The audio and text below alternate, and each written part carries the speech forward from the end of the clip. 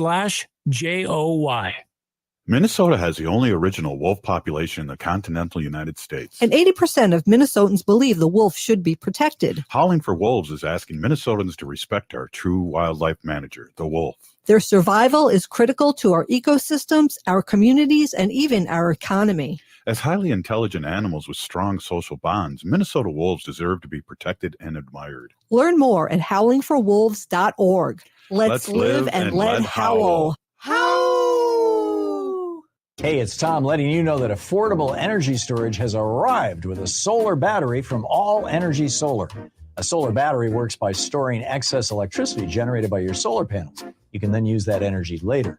That means you won't have to use fossil fuel energy during evenings, cloudy days, or even power outages. All Energy Solar offers both customized residential and commercial solar battery storage solutions that enable you to capture the free, abundant power of the sun. Installing residential or commercial solar batteries from All Energy Solar is easy. They'll take care of everything from system design and permitting to installation, financing, and customer service. And best of all, the Inflation Reduction Act included an extension and increase to the federal solar tax credit. That tax credit will also apply to your battery backup, saving you even more money. So store your solar energy and cut out the fossil fuel companies with All Energy Solar. Call 800-620-3370 or visit allenergysolar.com. Hey, Olgama, I've been hearing a lot about this term, climate justice. What is that? Climate justice is recognizing that the negative impacts of climate change don't affect all people equally. It also means transitioning from a fossil fuel-based economy to a more sustainable future. MN350 is one of the groups that's pushing for this transition to protect our futures. You can even get involved too. That's great, especially since I'm concerned about pipeline projects like Line 3. How can I help MN350? Just find them on Facebook or visit mn350.org. Hey, Kootenai to all my friends and relatives in four directions. This is Robert Pilot of Native Roots Radio presents I'm Awake. I'm here to ask you for your support. Finding honest Native-centered news is not easy. But with your support, we're able to provide accurate information about Standing Rock, Line 3, treaty violations, and COVID-19 in our Native communities. Please visit Native Roots Radio Network on Patreon and donate if you can. That's Native Roots Radio Network on Patreon. Pinigigi, and thank you for your support. With a look at your AM 950 weather, I'm Patrick Lulia. Cloudy tonight with a low of 34, then rain and snow on Thursday with temperatures around 30. For more than 40 years, the Great Wall Restaurant has been serving up Szechuan and Mandarin favorites. The Great Wall is located just north of 50th in France on the Minneapolis-Edina City line. Check them out at greatwallrestaurant.us. Portions of Native Roots Radio may be pre-recorded. It's a good day to be indigenous. Get up, stand up. They are going to become more brutal. Couldn't cut, any cut again. Because all the hippies were trying to be Indians anyway. They're going to become more repressive because it's a matter of dollars and their illusionary concepts of power. Hey, Victor. We must live in balance with the earth. And also with recent happenings at Wounded Knee. I am awake. Welcome to Native Roots Radio presents I'm Awake, and I'm your host, Wakanja Hade. Hey, Kootenai to all my friends and relatives in four directions. You are listening to Native Roots Radio presents I'm Awake, and I'm your host, Robert Pilot. This, we talk about Native issues, and as you know, Native issues are human issues, and human issues are Native issues. I just want to say today's show, this episode is of Native Roots Radio is presented in partnership with Little Moments Count. And Barb, we've always had a lot of fun and a lot of knowledge. I want to just welcome you, Barb. And Barb is the CEO of Indigenous Visioning and All Relations Rise. And we talk good things about what's going on in education and what you're working with. So again, welcome, Barb. Long time no see, it seems like.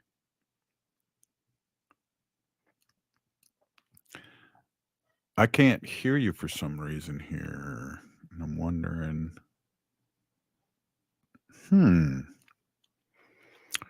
Zoe, can you hear? I cannot. Oh, we were just talking before the show. How weird is that?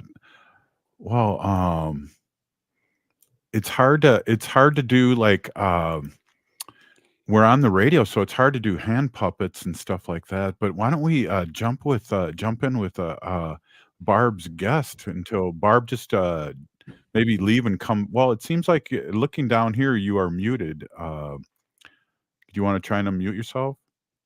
Yeah, maybe just leave and come right back, and we'll take it from there. Leigh, can you hear me? I sure can. Wow, we can hear you too. That's awesome. Say, why don't you introduce yourself here to our audience all over and talk about what you got going on with early childhood education from where you're at. So, Barb, can you say something? No, Barb's No. not. So, Leigh, do you mind introducing yourself? Sure, you bet. Good evening, everyone. I'm joining you from Pablo, Montana, on the great lands of the Salish and Kootenai people and Kalispel. My name is Leigh Ann Courville, and I'm a member of this tribe, and my grandmother's from the Turtle Mountains in North Dakota. And I'm speaking to you guys tonight from Salish Kootenai College in Pablo, and we're going to talk a little bit about our early childhood program here at SKC and the lab school that we have on campus, and some of the challenges that parents across Indian country, I think, are facing similar to us, and some of the unique perspectives of our peoples. Wow. Hey, I got a couple questions, and one of them I want to bring this up, and we bring this up a lot, but I want you to tell our audience why early education is so important, and how does it set up our children and our young ones to be successful adults? Absolutely. The passion of my work. So when we talk about early childhood, we're really talking about setting up a person, the foundation and the trajectory of their lifetime. So much of the brain structure is built in early childhood that impacts that child's health, their cognition, their language, their sense of self, their social emotional, their ability to make relationships and have healthy relationships, and that all begins in the beginnings, in that early childhood birth, even in utero, birth to 8 period. It's a really special time that we have to really set a trajectory for a person's life, and also really invest in our communities and for our country, really, because we're helping those people become strong and ready to take on what's ahead of them. Right. Hey, you've been doing this for 20 years in both Montana and Alaska, and now you're, at the Flathead Reservation. What can you tell us about early childhood education department, and what is the difference? What is different than any other programs that you've worked with? Okay, sure. So here at SKC, the Salish Kootenai College, we in the early childhood department, we're lucky we have an associate to bachelor's early childhood degree. We also have what's called a P3 degree, which would prepare teachers to teach preschool to 3rd grade and opt to get licensing through the state of Montana for a teaching certificate.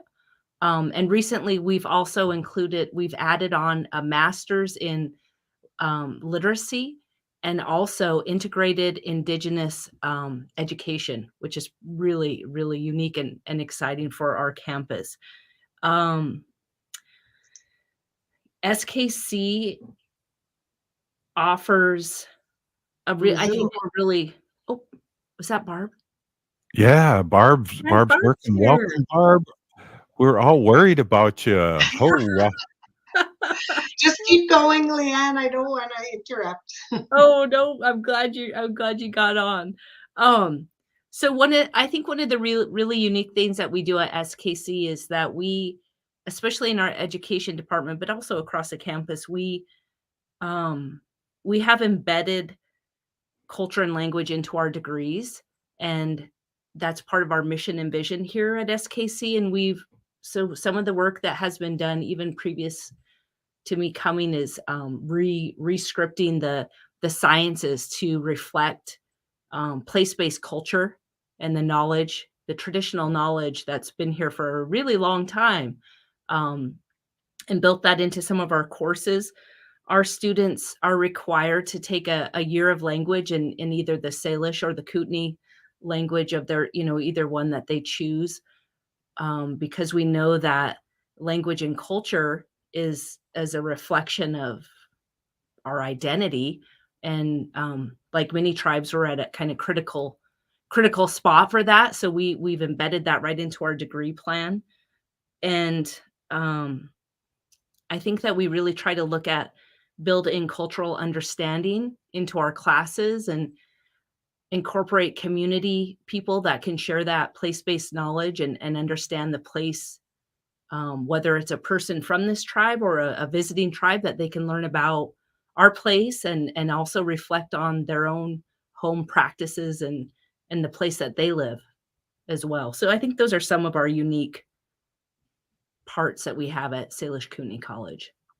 That's awesome. Barb, I had such a great intro for you too, and with our technical, but Barb Fabre is the CEO of Indigenous Visioning and All Nations Rise and is an enrolled member of White Earth Ojibwe Nation. And we're always so happy to have you on, Barb.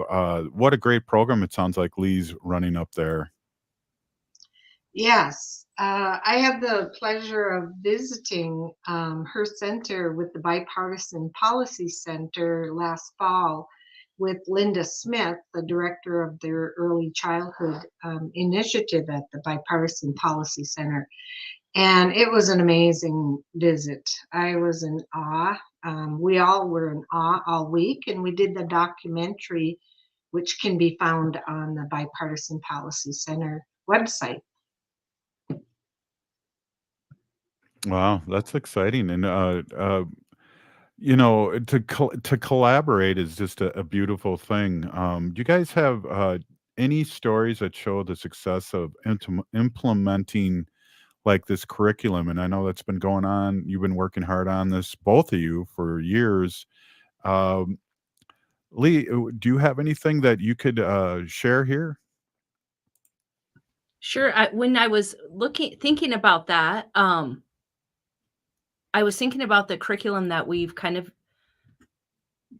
began to hybrid at our lab school, the SKC Early Learning Center. And it's always a work in progress, but we continue to look for practices that we feel like are going to best meet the needs of our students and our families. And so we've done a little bit of high scope. We do a little bit of Montessori.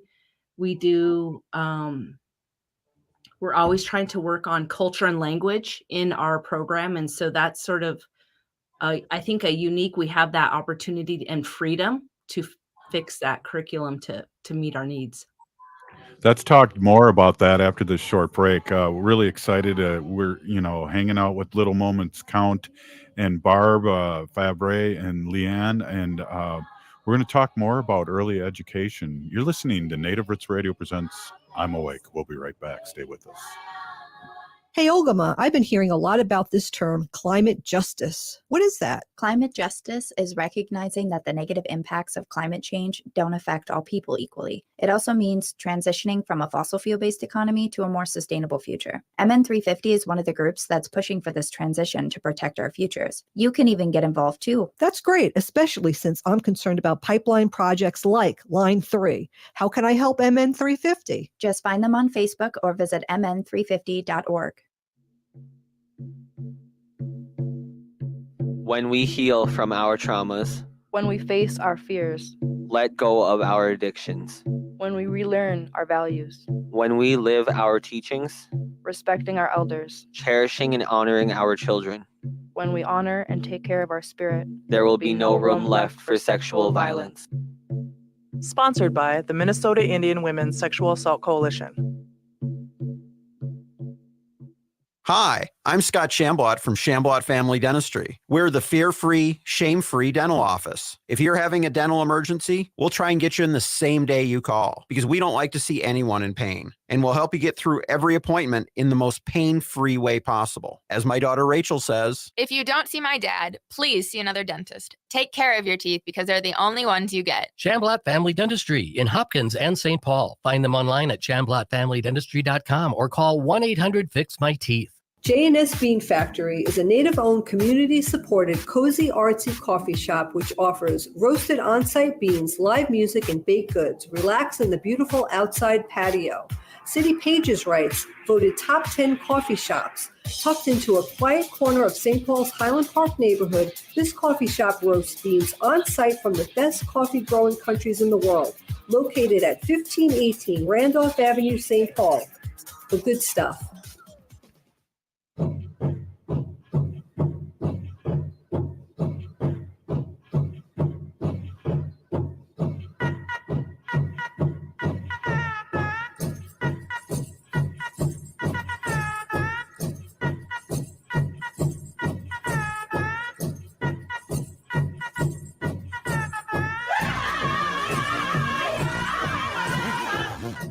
Welcome back to Native Roots Radio Presents I'm Awake, and this is Robert Pilot.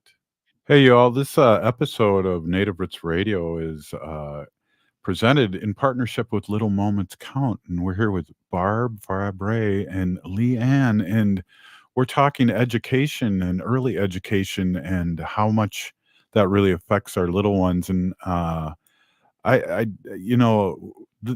this is always, being a former teacher, this is always an awesome show, Barb, for me to listen and to hear all the great work that you're doing, and also Leigh Ann, what she's doing out there.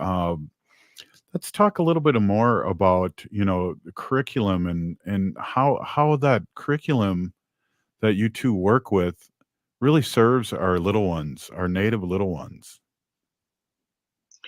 Sure.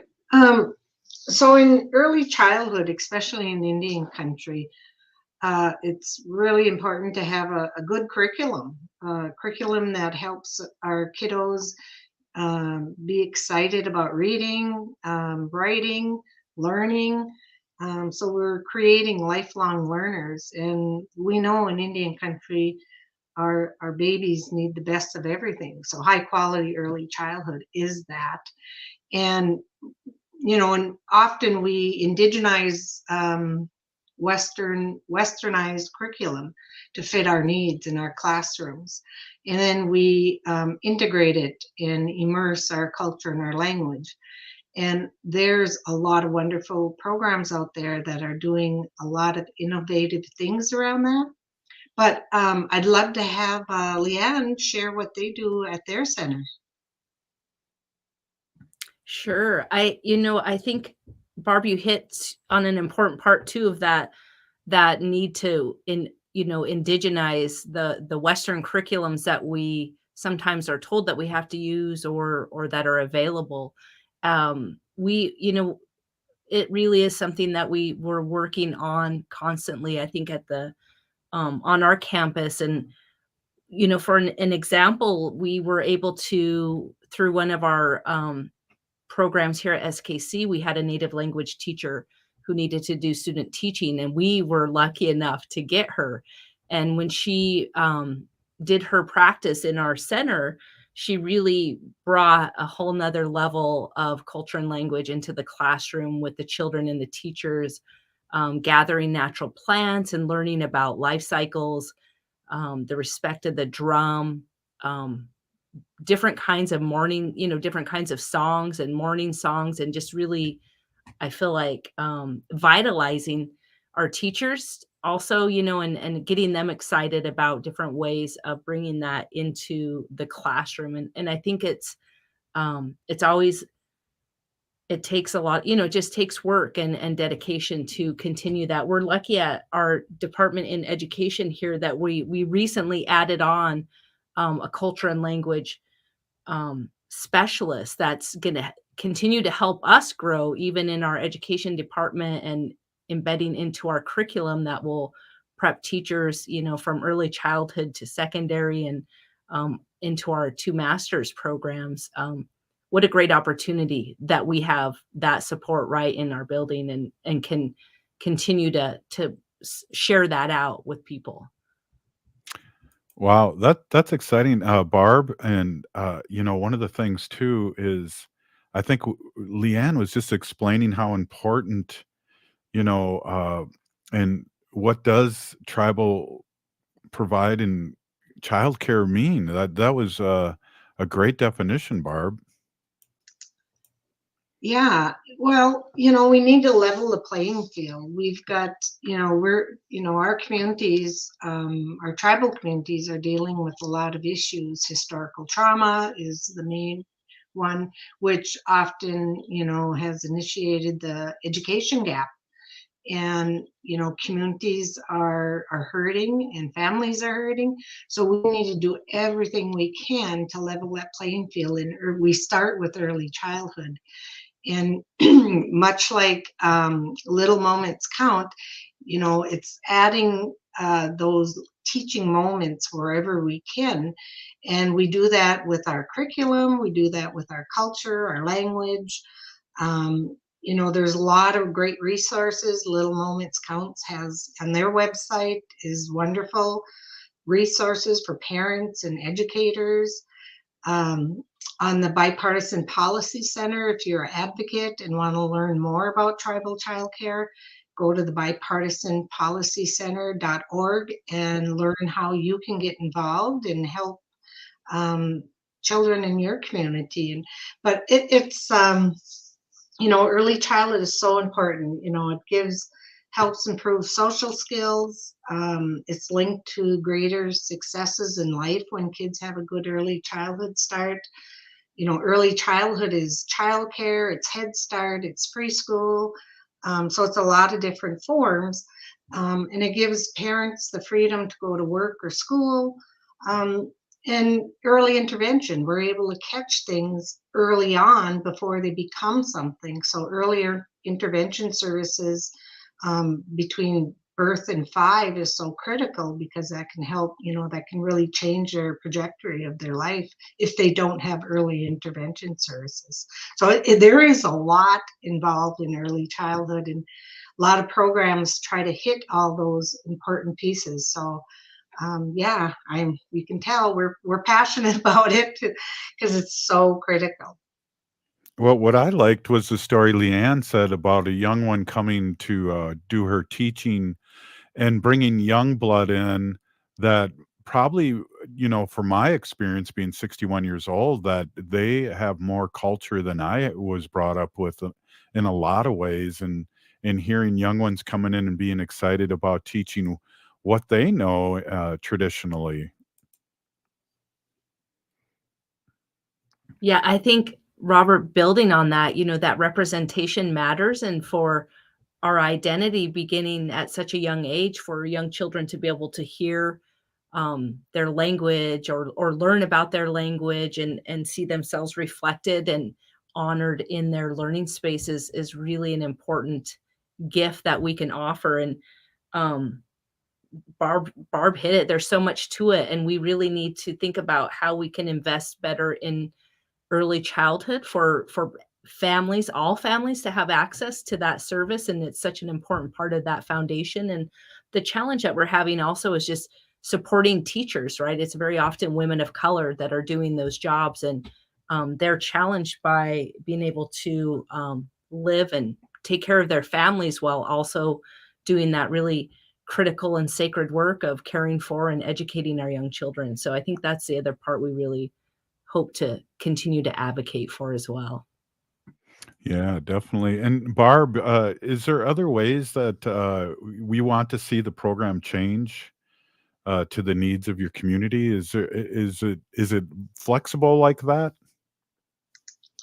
Yeah, the community can support the early childhood programs. They can get more people, help the tribe recruit childcare providers and educators, and help create, support, cultural support to those early childhood programs. So there's a lot, and the tribal leaders support is important. So, childcare is really critical, and if piece of a community and successful economic development. So we need to have those pieces in our community. So the community could gather around your early childhood programs and say, what do you need? What are your challenges?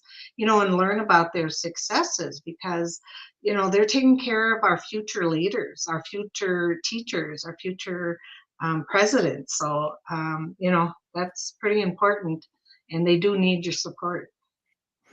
Well, before we get going here, I just want to remind everyone we're really excited to partner with Little Moments Count and host these conversations on early childhood development. And we do this monthly, and we have a guest, and Barb comes in and helps us really facilitate in a good way what's going on. And I want to ask you both this, but first, Leigh Ann, I want to say thanks for coming on. But how can listeners find out more about what you're doing?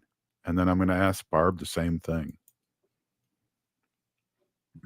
You bet. I can share our SKC website information and also my email and one of my coworkers' emails, that the work that we're doing through our TCU Head Start Partnership and Kellogg and EEIC that is really helping us do this work. But I can certainly share our website and our contact information.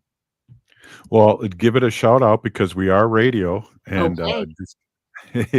All right. So skc.edu is our main website for Salish Kootenai College. And I can be found on that website, and also my email, which is going to be long, LEIGHANN_COURVILLE @skc.edu. Well, Barb, thanks for coming on. We know your website here is Little Moments Count, www.littlemomentscount.org. Thank you so much, Barb, and Leigh Ann. Nice to meet you. Thanks a lot for having me. Good to see you, Barb. All right, right on. Hey, we'll be right back after this short break. You're listening to Native Roots Radio presents I'm Awake. Unwanted sexting or photos, inappropriate jokes, even tickling or wrestling can feel like a violation. Catcalling, cornering, or groping, getting them drunk or high for sex, recording sexual acts without permission, hurting someone because of their sexual orientation, raping a family member, a child, a date, a friend, a stranger, purchasing a human being for sex. You make the choice every single time. Sexual violence is many things. Make a choice. Do not do it. Sponsored by the Minnesota Indian Women's Sexual Assault Coalition. Turn to Auto Technical with your vehicle donation. Even though Auto Technical is a small nonprofit, we have helped more families with transportation than any organization in Minnesota. Since '94, we have reconditioned donated vehicles so they have a higher tax benefit. Call Richard at 612-919-5526, 612-919-5526, or autotech.org. Hey, Minnesota, it's Brad Friedman, your friendly investigative blogger, journalist, troublemaker, and host of the Bradcast. Weeknights at 7 on AM 950. The Senior Linkage Line is a free statewide service of the Minnesota Board on Aging in partnership with Trellis. I have volunteered with seniors nearly 15 years, working alongside their compassionate team. I am honored to partner with Trellis as we help our elders find housing, compare costs of Medicare prescriptions, and learn how to avoid fraud and scams targeting seniors. We help our elders optimize well-being as they age, and we can help you too. Reach out today at trellisconnects.org. Winter is here, and there's a good chance your home isn't being heated efficiently. And it's likely because of air sealing and insulation problems. Inadequate attic insulation is the leading contributor to high energy bills, cold rooms, and ice dams. Great news, the energy-efficient pros at Snap Construction can fix it all. Stop the heat from leaking out and save. Call 612-333-SNAP or visit snapconstruction.com for your free infrared energy inspection. Install with Snap Construction and qualify for over $750 in rebates and incentives. State and city programs are now offering 0% financing for qualifying insulation upgrades. So call Snap Construction for your free insulation energy consultation and start saving on your energy bills. Call 612-333-SNAP. That's 612-333-SNAP. Or visit snapconstruction.com. Snap Construction is arguably the most well-reviewed insulation and exterior contractor in the metro area. Visit snapconstruction.com. Hi, this is Ken Hageland, host of Living Healthy and Aging Well, inviting you to listen to our live call-in talk show airing every Saturday from noon to 1, where we talk about your health and your life and provide insights you need to know to live and age well. Each week, we talk with guests who provide answers to important questions regarding healthcare, elder care, end-of-life care, and self-care for caregivers, and help you and your loved ones plan for the future and enjoy your highest quality of life today. Please join us every Saturday from noon to 1 on AM 950 for Living Healthy and Aging Well. Would you let animals pick your insurance? Do you really need to experience mayhem to get the best rates? Or how about a celebrity quarterback or fake university saving you money? There's a lot of marketing stunts when it comes to insurance, but what you really need is someone looking out for you. Call Array Insurance, and they will work hard to find you the best insurance coverage and rates. To avoid gimmicks, call Cheryl at Array, 763-504-3067, or arrayinsurance.com. Array Insurance, working hard for you. With a look at your AM 950 weather, I'm Patrick Lulia. Cloudy tonight with a low of 34, then rain and snow on Thursday with temperatures around 30. The Electric Fetus is having a pre-inventory store-wide sale now through Sunday. Take 20% off almost everything in the store. The Electric Fetus is located at 2000 South 4th Avenue in Minneapolis. More information at electricfetus.com. You're listening to Native Roots Radio. This is Spirit from Reservation Dogs. Get up and listen.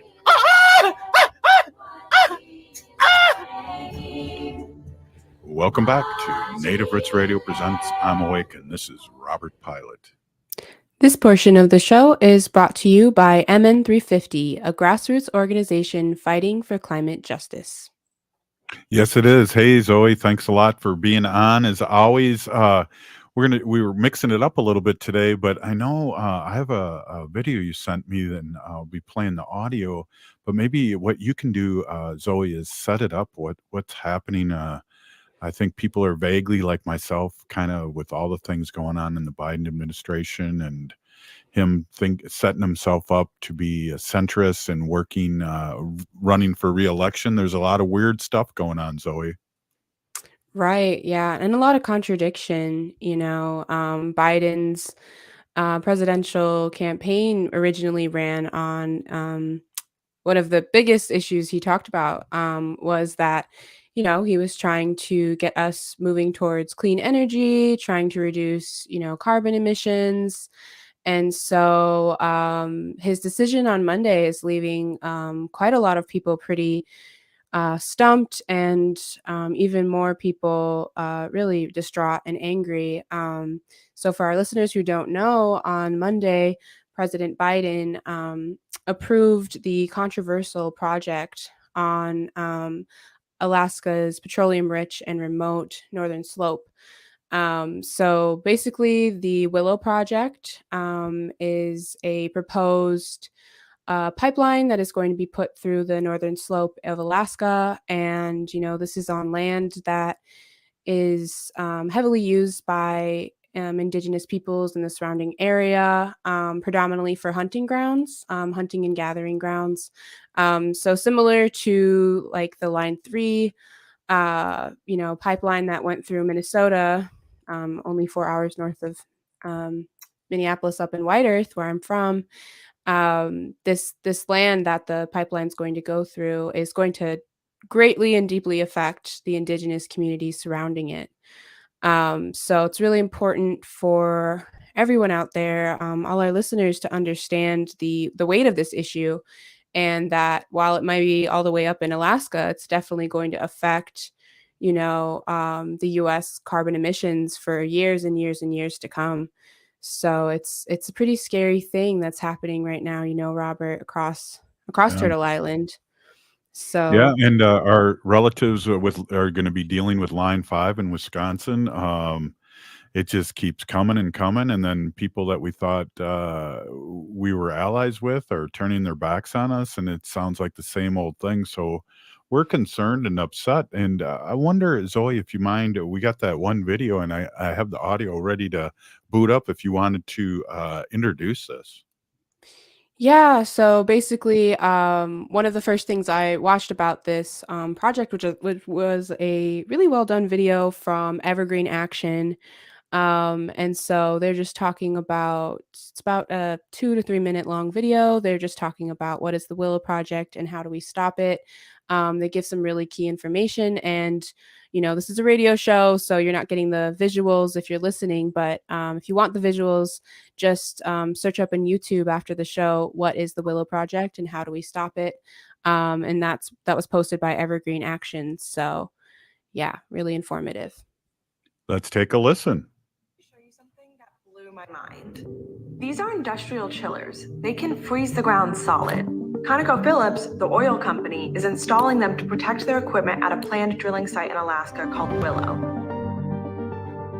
They say they need to refreeze the ground because the Alaska permafrost is melting. The permafrost, which is never supposed to melt. The Arctic is actually warming 4 times faster than the rest of the world, and the Willow Project could make it so much worse. This is my friend Mattia. She's a policy lead at Evergreen. And I lead up our Freedom from Fossil Fuels policy beat. So, because of climate change, the Arctic is melting. Yep. And ConocoPhillips wants to refreeze it to drill for more oil, which will cause more climate change, which will speed up the melting. Exactly. The Willow Project is ConocoPhillips' plan to extract millions of barrels of oil from Alaska's fragile western Arctic. It's the biggest oil project currently proposed on federal land. They want to build hundreds of miles of pipelines, 5 drilling sites, a gravel mine, 250 oil wells, and an airstrip. Obviously, this would be a disaster for the climate. Yeah, so if ConocoPhillips is allowed to drill at Willow, it could pump about 287 million metric tons of climate pollution into the atmosphere. That's about as much pollution as the annual emissions from 76 coal-fired power plants. Drilling that much oil is completely out of step with President Biden's climate commitment to cut carbon pollution in half by 2030. People are already suffering the effects of the climate crisis, but ConocoPhillips is promising their shareholders that Willow is going to bring in a ton of money for years to come. They think that they can just keep drilling more oil, and when the planet gets warmer, they'll just refreeze the Arctic to keep drilling even more oil, all to keep making money. But we can still stop them. There's some good news here, Hannah.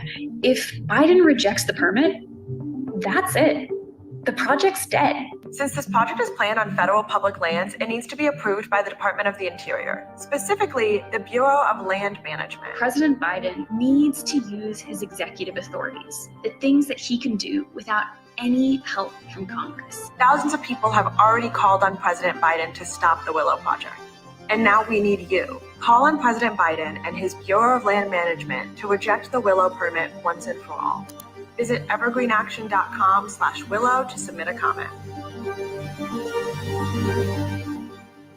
Oh, wow, Zoe, did I hear that right? They're freezing and refreezing the land in order to get what in the heck? Yeah, that's what really also just totally shocked me. I was just like so contradictory. Like why are we refreezing land when the whole reason we're in the conundrum in the first place is due to, gas emissions and fossil fuels. So it's just, I think a lot about how our elders speak about colonialism and the impact it's had on us as a people and a society, and how they really took our values and our whole worldview and flipped it upside down and backwards. And it just feels like this is such a an example of that upside down backwards thinking, because it doesn't make sense. It really just doesn't make sense.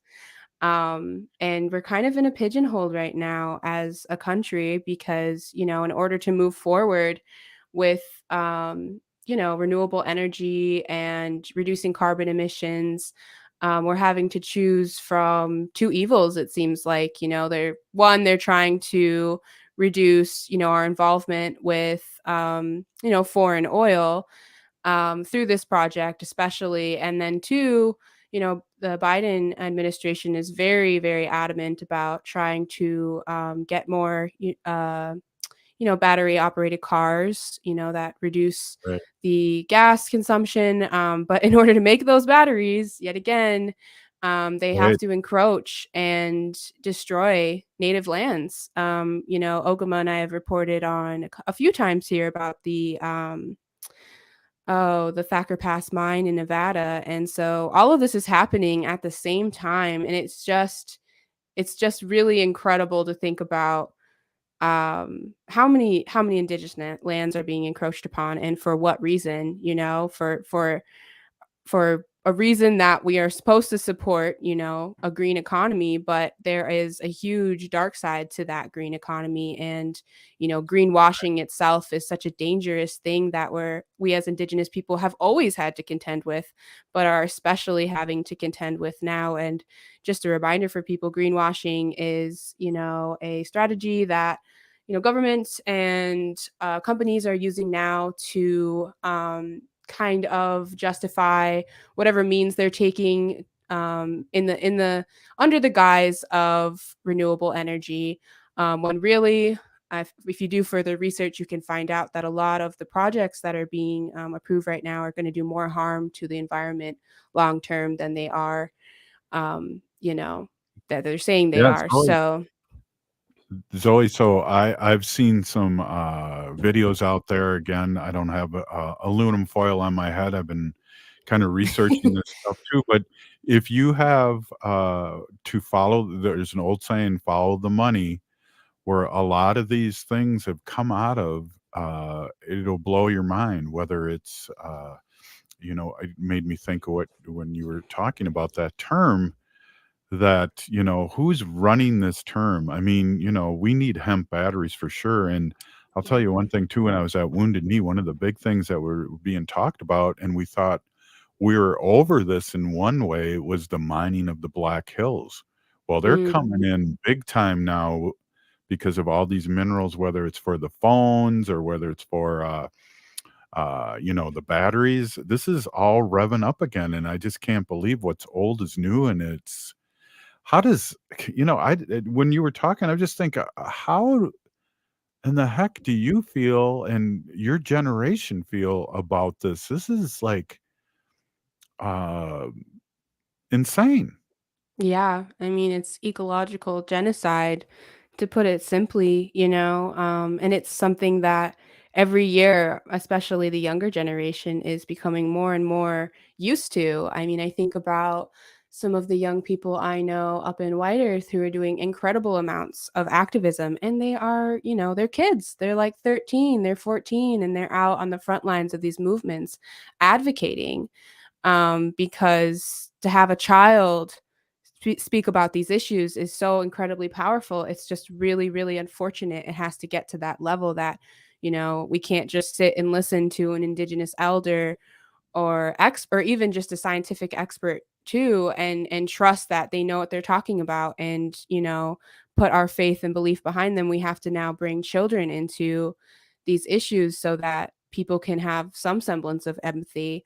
And I also just think it's really important to mention that, this is a project that is going to create jobs for people in the area, but it's going to be only about 2,500 temporary jobs. And I know that that was a huge thing that Enbridge especially advocated for with the Line 3, that they would create so many jobs. A lot of those jobs are going to leave as soon as the pipeline is finished. So we can talk about Right. more of that after the break, but Good segue. Hey, we'll be right back with Zoe Allen and I'm Robert Pilot. We're discussing some disgusting things, and we'll be right back after this short break. Hey, stay with us, please.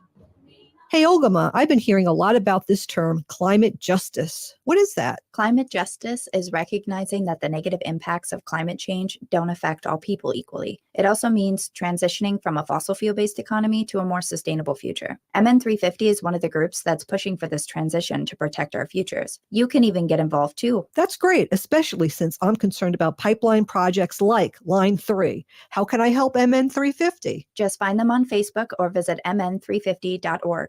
Boost your immunity and help protect your community. COVID-19 is still here, but it's not too late to get your booster. Staying up to date with vaccines can help build protection that has decreased since your last shot and provide better protection against newer variants. Boosters are an important part of protecting yourself from getting seriously ill from COVID-19. To learn more and schedule your appointment, visit ramseycounty.us/COVID vaccine.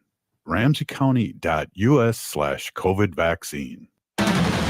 Well, here we are again, and I got to tell you, Jim, this match has me really concerned. Here we have a powerful heavyweight, a train, weighing in at 6,000 tons. And this hasty lightweight challenger, a car at just 1.5 tons. This does not bode well for the car or the people in it. It's no contest. Every day, people are injured or killed trying to beat a train at rail crossings. See tracks, think train.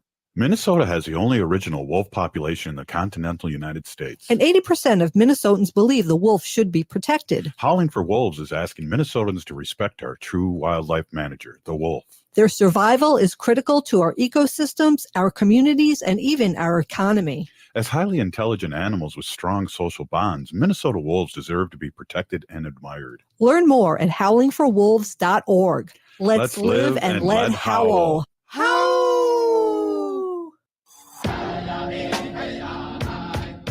This is Winona LaDuke of Honor the Earth, and you're listening to Native Roots Radio. I'm Awake.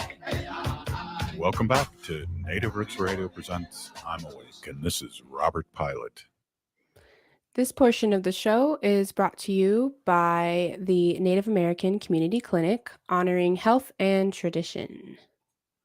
Hey, and also Howling for Wolves, protecting wolves for future generation there, Zoe. Oh, I know it's different when Wendy's not here. Cool. Hey, Zoe, let me read a couple comments here from our listeners here. Nina says Biden's caving in on us. And then she also howled too with us. Thanks, Nina. And and Santina talks about the love for money is the root of all evil. And there's a representative that is working against her own people. And I wanted to touch base a little bit on what we were ending with there, Zoe. And I remember when Line 3 was happening, they were talking about 7,000 jobs. And those 7,000 jobs were for people all over the country. And the few jobs that were happening with our Native community were part-time, no health care, and very minimal costs. So they could say that they had Native Americans up there working for them. And it was, again, a big sham. Oh, a complete sham. And it's also just really, it's just a whole nother level of evil to predate on an already economically disadvantaged community. I remember because, my parents live up in White Earth and I've grown up there for, 10 plus years. I remember receiving some propaganda in the mail from Enbridge trying to get, local people to work for them. And with all this promises, all these promises and such a really well done flyer. And I just remember thinking about how many young men in the area are going to probably pursue working for Enbridge just because there's really not any other job prospects, and while it might be some quick money for them to help them pay bills or whatever they need, it's a temporary thing. And, they were very ostracized by the community for doing so. Which just adds another layer of complexity to the whole issue. And so we see this happen anywhere a pipeline goes through. They prey on the local community in a lot of ways. And I know Line 3, Enbridge, they also worked really hard to try and get Park Rapids support by promising that they would, help them with some infrastructure things. And so it's just at every level they're trying to leverage power and manipulation in order to have free range on these pipeline projects. We know that they're done often without all the permits being passed, without proper consultation from tribal nations, who are nations, who are sovereign, bodies that should have just as much say. But of course, we know the history very well. And so, yeah, it's just a really horrible thing. And not to even mention man camps. I mean, that was a huge thing. I remember talking to the McAllister board of trustees about my school's involvement with Enbridge, because we were actually we had money in Enbridge, and so a lot of students Right. rallied together to call out the board of trustees. It's like, you can't say you're here to support Indigenous students when you're actively participating in genocide. Mhm. And it's really demeaning as Indigenous people to continue to have to, you know, uh, plead for such simple things like the protection and safety of the water, of our women, of our children, and of our men. Yeah. In the community that is going to be most impacted by this is up in Alaska, is the sovereign Inupiaq people. Right. And so they went actually and stood at the White House and demanded, stood up there face to face, demanded that President Joe Biden, uphold his promises to push for green energy and to not approve any more oil pipelines. I'm not sure if he made that direct promise, but he spoke so much about it. He might as well have. Right. Um, Zoe, it's interesting too. I just want to touch base because we have so many listeners in Wisconsin that Line 5 is happening there. And what happened here in Line 3 that you touched on. I also remember here in Minnesota that, these people all over the country were making all this money to come in and put in these pipelines.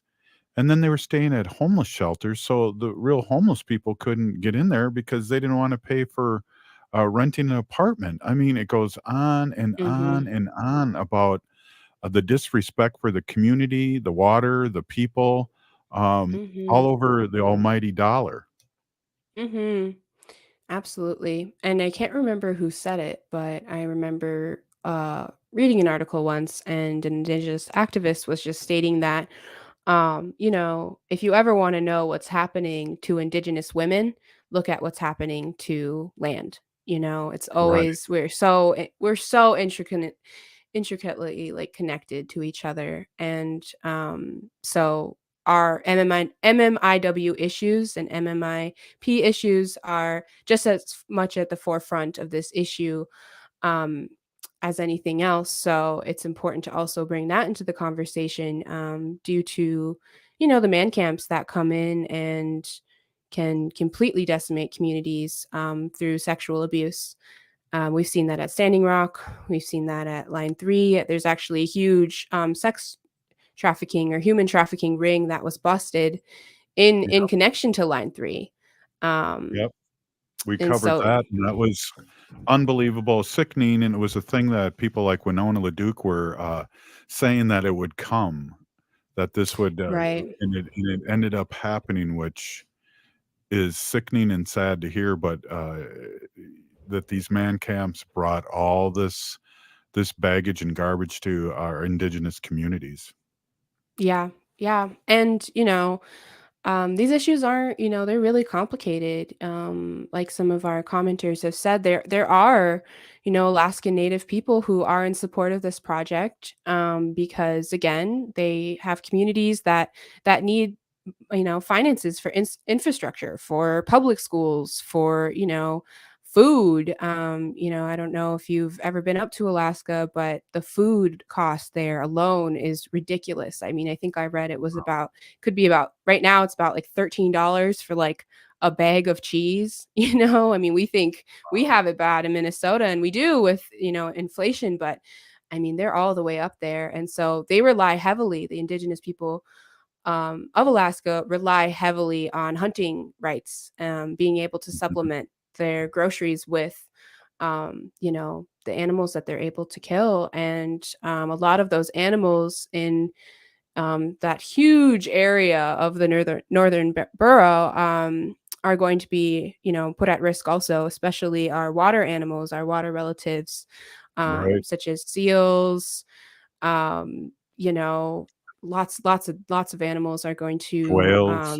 yeah, whales, who are really sacred animals to Alaska Mhm. Native people also, and have their own ceremonies around them, and have every right to be able to hunt and fish in those areas. And so, yeah, we'll just keep updating you guys on this project as it develops. It's not over yet. You can still call on Biden, and leave him a message that you're disappointed in this presidency and want him to put an end to this. You know. Those things work, and thanks Zoe for your input and really great perspective of what's going on in Turtle Island. And I just want to say thanks to you, and little moments count today. If you're listening to the show, you are part of the resistance. From Chief Plenty Coops, the ground on which we stand on is sacred ground. It's the blood of our ancestors. We need to resist, divest, join a group, or run for office. We're still here. Remember, Daniel just said up here, never trust the Washichus. We do agree with that today. We'll see you tomorrow. This has been Native Roots Radio. Free Leonard Peltier now.